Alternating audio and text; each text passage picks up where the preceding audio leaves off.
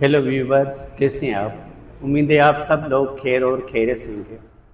मेरा नाम है डॉक्टर विजय कुमार एस सचदेव और मेरे यूट्यूब चैनल का नाम है expert of disease and it's treatment. आज का जो मेरा टॉपिक है वो बहुत ही इंटरेस्टिंग और नॉलेजफुल है और मेरे ख्याल में आज तक किसी भी इंसान को इस टॉपिक के हवाले से कोई भी नॉलेज नहीं है। इसके टॉपिक का नाम है VDRL, यानी कि वेनिरल डिजीज रिसर्च लेबॉर्ट्री। एक्चुअली ये एक टेस्ट है जो इंडिकेट कराती है कि आपके जिस्म में जो है ना एक डिजीज है जिसका नाम है सिफिलिस। सिफिलिस क्या होती है वो मैं आपको बताऊंगा और सिफिलिस जो है ना डिटेक्ट कैसे होती है वो भी मैं आपको बताऊंगा।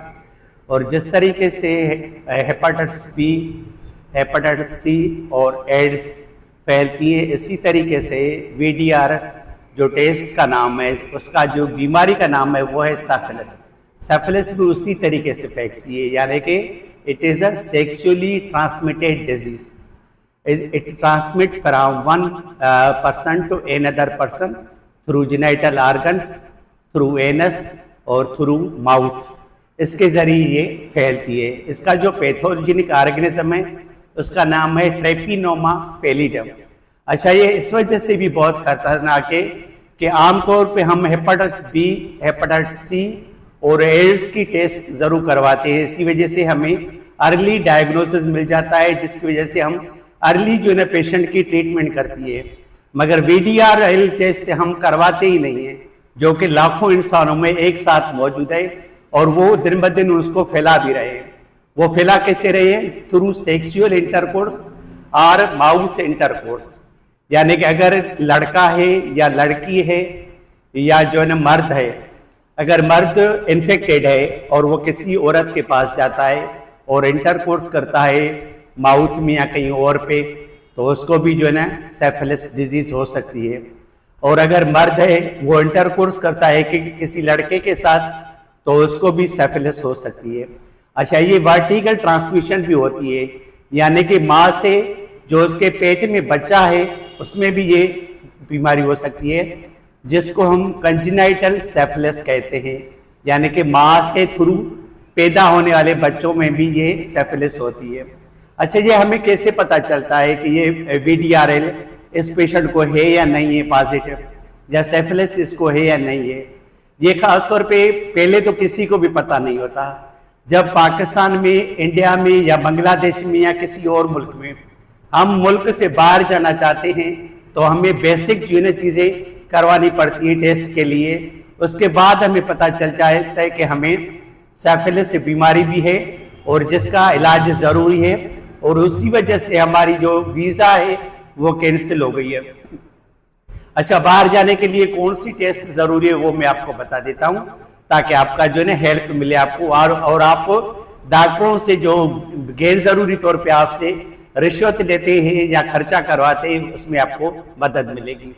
उसमें टेस्ट में ये होता है कि आपसे करवाएंगे LFT। LFT में मोस्ट लाइकली जो है ना आपकी जो है ना अल्कलाइन फास्फेटेस या SGPT वो इंक्रीज होता है। तो उसको कवर करने के लिए आपने सिरप लेविजोन, हेपामर्स और जो है ना सिलीमारिन टेबलेट और जो है ना कोई भी ऐसी ड्रग जो हेपेटो प्रोटेक्टिव हो, यानी कि लिवर फंक्शन टेस्ट को बेहतर करे, आप वो यानी कि खा सकते हैं, जैसे मैंने आपको पहले ही बता दिया। उसके बाद वो करवाते हैं hepatitis B, hepatitis C, AIDS और मलेरिया और VDRL टेस्ट।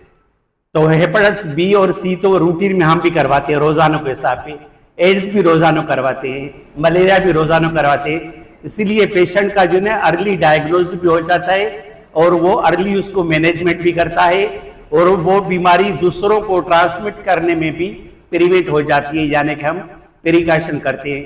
मगर सिफिलिस वाइल्ड डिजीज है जो जब तक हम बाहर नहीं जाते हैं यानी कि मुल्क से, तब तक आपके जिस्म में मौजूद होती है और आपको पता भी नहीं चलता, और आप जो है ना न जाने कितने लाखों लोगों को ये बीमारी फैलते हैं through mouth intercourse, through anal intercourse, through genital organ intercourse, मर्द से औरत में, औरत से मर्द में और मर्द से किसी लड़के में ये चीज जो है ना फैलती है। अच्छा, मजे की बात यह है कि ये डिजीज जो है ना ब्लड ट्रांसफ्यूजन या इन्फेक्टेड इंस्ट्रूमेंट या डिस्पोजल सिरिंज या सर्जिकल इंस्ट्रूमेंट्स के थ्रू नहीं फैलती। ये सिर्फ फैलती है सेक्सुअली ट्रांसमिटेड डिजीज, यानी कि सेक्स के थ्रू जो है फैलती है, और उसका पैथोजेनिक ऑर्गेनिज्म है वो है ट्रेपिनोमा पैलिडम। अच्छा, अब उसके बाद हम आ जाते हैं कि इसके जो है ना काजेज, वो तो मैंने आपको बता दिए। रूट ऑफ यानी कि ट्रांसमिशन, वो भी मैंने आपको बता दिया कि गलत तरीके से इंटरकोर्स करने से आपको जो है ना ये डिजीज जो है होती है, और ये उस वक्त तक आप लाइल्म रखते हैं जब तक आप बाहर के मुल्क पे नहीं जाते और वो जो बंदे हैं वो आपसे ये टेस्ट नहीं करवाते हैं। अच्छा, उस वजह से तब आपको पता चल जाए कि आपके जिस्म में सिफिलिस भी है। उसके बाद हम आ जाते हैं इसके जो है ना sign and symptoms. Sign and symptoms में जो अर्ली स्टेज है, यानी कि इसकी 4 स्टेजेस है।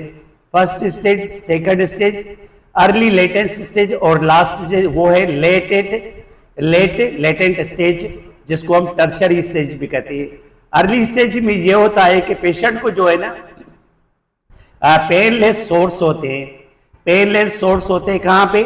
जेनिटल ऑर्गन्स पे, एनल कैनाल में और माउथ में, यहाँ पे होती है इसको जो है पेनलेस सोर्स। और ये विद इन जो है ना कब नजर आते हैं? जब आपको डिजीज होती है उसके 3 हफ्ते के बाद ये जो है ना पेनलेस सोर्स आपको नजर आएंगे आपके जिस्म में, और ये विद इन 3 to 6 वीक के अंदर अंदर खुद ब खुद ही चले जाते हैं। ये होती है हमारी फर्स्ट स्टेज। सेकंड स्टेज में ये होता है कि हमारी जो है ना पेशेंट को जो है ना स्किन रेशेस हो जाते हैं। स्किन रेशेस कहाँ पे होती है? पाम्स पे होते हैं, और सोल पे होता है, पाँव के सोल पे, और म्यूकस मेम्ब्रेन पे होता है। उसमें जो है ना स्किन रेशेस डेवलप हो जाते हैं। उसके बाद फीवर होता है, फटीक होती है, और पेची हेयर लॉसेस होते हैं, और जो है ना सोर थ्रोट होता है, और जो है ना स्वेलिंग ऑफ लिम्फ नोड्स होती है वो होती है। और ये कम से कम हफ्तों से लेकर महीनों तक आपके जिस्म में रहते हैं। ठीक है, ये हो गया हमारा सेकंड स्टेज ऑफ सिफिलिस, उसके साइन एंड सिम्टम्स। अब आते हैं थर्ड स्टेज पे, जिसको हम कहते हैं अर्ली लेटेंट थर्ड स्टेज। इसमें यह होता है कि पेशेंट जो ना इन्फेक्टेड होता है विद सिफिलिस, और उसकी जो टेस्ट होती है VDRN वो पॉजिटिव होती है, मगर उस पेशेंट को कोई भी साइन एंड सिम्टम्स नहीं होता, और वो महीनों और सालों तक उसके जिस्म में जन्म लेती रहती है, यानी कि मौजूद होती है, और वो बीमारी फैलाते रहते हैं, मगर किसी को भी पता नहीं चलता, खुद उस पेशेंट को भी पता नहीं होता जब तक वो टेस्ट नहीं करवाता। जब वो बाहर जाता है तो टेस्ट करवाता है, वरना आमतौर पे हम डॉक्टर या मरीज दोनों इस चीज से लाइल्म होते हैं और हम टेस्ट नहीं करवाते, जिस वजह से पेशेंट को पता भी नहीं चलता कि मुझे ये डिजीज है। उसके बाद जाते हैं हम चौथी स्टेज पे। चौथी स्टेज इसको हम कहते हैं लेटेंट टर्शरी स्टेज। ये जो है ना बहुत ही खतरनाक स्टेज होती है, और ये मेनी ईयर्स के बाद जो है ना पेशेंट में अपीयर होती है, और उन पेशेंट्स में नजर आती है जिसको हम प्रॉपर तरीके से ट्रीटमेंट नहीं देते, या पेशेंट अपनी ट्रीटमेंट नहीं करवाता, या उसको जो है ना लेट हो जाती है, उसको सालों लग जाते हैं बीमारी को, तो उसमें जो है ना फोर्थ स्टेज डेवलप हो जाती है, जिसमें ये होता है कि सबसे पहले हार्ट और ब्लड वेसल्स ये इन्वॉल्व होती है, जिसको हम कहते हैं कार्डियोसेफेलस। उसके बाद दूसरे नंबर पे आ जाती है ब्रेन और न्यूरॉन्स, वो इन्वॉल्व हो जाती है, जिसको हम कहते हैं न्यूरोसेफेलस। और तीसरे नंबर पे इन्वॉल्व हो जाती है बोन्स और जॉइंट्स, उसमें सेफेलस हो जाती है, तो जिसकी वजह से बीमारी हो जाती है। और चौथे नंबर पे अगर पेशेंट प्रॉपर तरीके से अपनी ट्रीटमेंट नहीं करवाएगा और उसको वो लाइल्म रहेगा, या सही तरीके से उसका इलाज नहीं होगा किसी डॉक्टर के साथ, तो वो पेशेंट मर भी सकता है। तो ये हो गया हमारे sign and symptoms through 4 stages. अब आते हैं हम इसको डायग्नोसिस कैसे करें, इसकी लेबोरेटरी इन्वेस्टिगेशन कौन कौन सी है जिसकी वजह से हमें पता चले कि इस पेशेंट को सिफिलिस है। और ये इतनी खतरनाक है जितनी एड्स खतरनाक है, जितनी हेपेटाइटिस बी खतरनाक है, जितनी हेपेटाइटिस सी खतरनाक है, क्योंकि जैसे वो तीनों चीजें जो है ना थ्रू सेक्स जो है ना ट्रांसमिशन होती है, इसी तरीके से सिफिलिस भी थ्रू सेक्स जो है ना लड़कों में, औरतों में और मर्द में ये ट्रांसमिट होती है। और खासतौर पे अगर औरत प्रेग्नेंट है तो वर्टिकल ट्रांसमिशन के जरिए उसके नवजायदा बच्चे, यानी कि जो बच्चा उसके पेट में है, उसको भी सिफिलिस हो सकती है, तो उसको भी आपने प्रिवेंट करना है। टेस्ट कौन सी है? वो है VDRL टेस्ट। इसका शॉर्ट फॉर्म है, जिसका कंप्लीट जो नाम है वो है वेनिरल डिजीज रिसर्च लेबोरेटरी टेस्ट। दूसरे नंबर पे आती है RPR टेस्ट, और तीसरे नंबर पे आती है जो रिलायबल है और कंफर्मेटरी टेस्ट है, वो है FDA RTPSA टेस्ट। ये कंफर्म डायग्नोसिस टेस्ट है और रिलायबल टेस्ट है। इसी के जरिए आपका डायग्नोसिस 100% कंफर्म हो जाता है। अब आ जाते हैं हम ट्रीटमेंट की तरफ कि ट्रीटमेंट हम कैसे करें। उसके बाद हम पहले ये देखना है कि आपको स्टेज कौन सी है, अर्ली है या फर्स्ट स्टेज है, सेकंड स्टेज है, या अर्ली लेटेंट थर्ड स्टेज है। उसके बाद है लेटेंट टर्शरी स्टेज। अब आते हैं फर्स्ट, सेकंड और अर्ली लेटेंट थर्ड स्टेज। उसमें ये होता है कि आपको जो है ना पेशेंट को जब डायग्नोस कंफर्म हो जाए तो बेंजाथाइन पेनिसिलिन जी उसका जो है ना सिंगल डोज आपने लगाना है बस। Benzathine G penicillin intramuscular dose, single dose after test dose, यानी कि आपने उसकी सेंसिटिविटी जरूर चेक करनी है स्किन में। आफ्टर टेस्ट डोज उसके बाद आपने intramuscular as a single dose लगानी है। अच्छा, उसके बाद हम आ जाते हैं लेटेंट टर्शरी स्टेज, यानी कि फोर्थ स्टेज। उसमें यह होता है कि आपने बेंजाथाइन पेनिसिलिन जी इंट्रामस्कुलर इंजेक्शन लगानी है आफ्टर टेस्ट डोज, और आपने उसको जो है ना मल्टीपल डोजेस लगाने हैं जब तक कि आपकी पेशेंट की जो है ना VDRL टेस्ट या TPSA टेस्ट नेगेटिव नहीं आ जाती। ये हो गई हमारी फोर्थ स्टेज। और उसके बाद हम आ जाते हैं एक और स्टेप पे।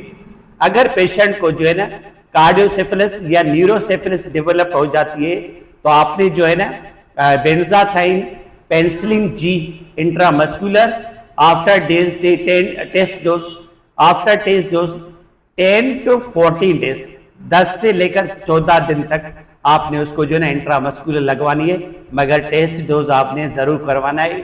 अगर पेशेंट की जो है ना पेनिसिलिन से सेंसिटिव है और पेनिसिलिन जो है ना रिएक्ट करवाता है तो आपके पास एक और भी ऑप्शन है, वो भी मैं आपको बता देता हूँ आपकी सहूलत के लिए। आप उन पेशेंट्स में डॉक्सीसाइक्लिन कैप्सूल या इंजेक्शन या टेट्रासाइक्लिन इंजेक्शन या कैप्सूल वो आप दे सकते हैं। उससे भी आपको बहुत ही अच्छे रिजल्ट मिलेंगे as compare to benzathine penicillin G. अगर किसी पेशेंट को जो सेंसिटिव है बेंजाथाइन पेनिसिलिन से तो आप उसको डॉक्सीसाइक्लिन या टेट्रासाइक्लिन दे सकते हैं। उससे भी पेशेंट को जो है ना सिफिलिस में बहुत ही अच्छा फायदा होगा। अब आ जाते हैं हम प्रिकॉशन की तरफ कि कौन कौन से एहतियात करने चाहिए जिसकी वजह से ये जो खतरनाक बीमारी है जो थ्रू जो है सेक्स जो है ना ट्रांसमिशन होती है, चाहे वो सेक्स जेनाइटल ऑर्गन्स की वजह से हो, चाहे एनल कैनाल की वजह से हो, चाहे माउथ के थ्रू सेक्स हो, उसकी वजह से अगर आपको सिफिलिस हो जाती है तो उसको प्रिवेंट कैसे करें। सबसे पहले तो आपने जो है ना कंडोम यूज करना है तो सेफ अदर पार्टनर, आपका जो भी लाइफ पार्टनर है उसको सेफ करना है। उसके बाद आपने रेगुलर स्क्रीनिंग टेस्ट करवानी है किसकी, VDRL टेस्ट की। 2 तीसरे नंबर पे आपने कोशिश करनी है कि कहीं भी गलत काम नहीं करना है, चाहे वो लड़का हो या औरत हो, किसी के साथ भी आपने गलत और नाजायज बंधन नहीं रखने सवाए अपनी बीवी या शोहर के अलावा, ताकि आप जो है ना सेफ रख सके अपने आप को। और जो है ना फ्रीक्वेंटली आप जो है ना अपने आप को जो है ना कहीं पे भी मिसयूज ना करें तो बेहतर है। एक ही जगह पे महदूद रहें तो बेहतर है। अगर आप जो है ना दूसरी जगह पे बार बार जाते रहेंगे तो कभी भी आपको सिफिलिस डिजीज हो सकती है। और जब तक कि आप जो है ना उस पर तवज्जो नहीं देंगे, आपको डायग्नोसिस का पता ही नहीं चलेगा तो आपकी ट्रीटमेंट भी नहीं होगी। अगर ट्रीटमेंट नहीं होगी तो हो सकता है आपको कार्डियोसेफेलिस, न्यूरोसेफेलिस या जो है ना ज्वाइंट और बोन्स में सेफिलिस हो जाए, या आप जो है ना मर भी सकते हैं, आपको पता भी नहीं चलता। और आपकी वजह से हजारों और लाखों मरीजों में या इंसानों में ये साइफिलिस जो है ना स्प्रेड होती है, ट्रांसमिट होती है थ्रू सेक्स, नहीं कि ब्लड के थ्रू भी ये नहीं ट्रांसमिट होती, सिरिंज के थ्रू भी नहीं होती, सर्जिकल इंस्ट्रूमेंट्स के थ्रू भी ये ट्रांसमिट नहीं होती, सिर्फ ट्रांसमिट होती है सेक्सुअल ट्रांसमिशन डिजीज, इसको इसलिए कहते हैं। और चौथे नंबर पे आपने ये करना है कि वर्टिकल ट्रांसमिशन को भी रोकना है, यानी कि मां से नौजायदा बच्चे में भी रोकना है।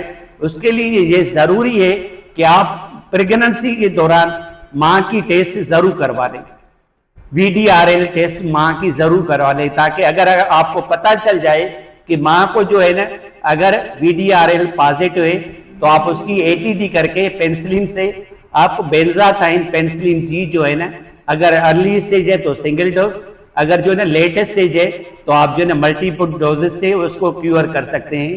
और इसी तरीके से आपके जो है ना वर्टिकल ट्रांसमिशन ऑफ साइफिलिस वो खत्म हो जाएगी।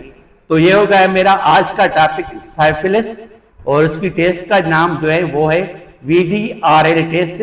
और ये ज्यादातर आम डॉक्टर के पास और आम फिजिशियन के पास ये केसेस नहीं आते, ये उस वक्त आते हैं जब बंदा या बंदी या लड़का फॉरेन में जाता है, तो उसको जो है ना रूटीन में जो टेस्ट करवाते हैं उसमें हम VDRL टेस्ट भी जरूर करवाते हैं। और वो जब पॉजिटिव आती है तो उसके बाद वो उसकी जो है ना वीजा मनसूख हो जाती है, तो वो उसके बाद पेशेंट हमारे पास आता है। वरना आम हालात में ना डॉक्टर टेस्ट करवाते, ना फिजिशियन टेस्ट करवाते, ना इन्फेक्टेड पेशेंट जो है ना वो टेस्ट करवाता है। उसको पता ही नहीं चलता कि उसके जिस्म में इतनी खतरनाक बीमारी जन्म ले रही है, और वो कभी भी जो है ना उसके जो है ना कॉम्प्लिकेटेड डेवलप हो सकते हैं या वो मर भी सकता है, मगर उसको पता नहीं चलता। तो ये जो टॉपिक है वो बहुत ही हेल्पफुल है उन बंदों के लिए जो बाहर जाते हैं मुल्क से, जैसे जिन्हें अपने मुल्क से दूसरे मुल्क में, उनके लिए भी कारआमद है। मैंने उसकी जो है डायग्नोसिस और ट्रीटमेंट भी बता दी, और उनके लिए भी कारआमद है जो यानी कि अपनी बीवी के अलावा कहीं और पे सेक्स करते हैं, चाहे वो लड़के के साथ सेक्स करे या किसी औरत के साथ सेक्स करे, या कोई औरत या लड़का किसी और मर्द के साथ सेक्स करता है, तो उसमें भी ये डिजीज जो है ना फैल सकती है। तो उसको प्रिवेंट करने के लिए आपने जो है ना ये टेस्ट से रेगुलर मॉनिटरिंग करवानी है और रेगुलर स्क्रीनिंग करवानी है कि कहीं आपको साइफिलिस डिजीज हो तो नहीं गई। Thanks for watching my video, God bless you.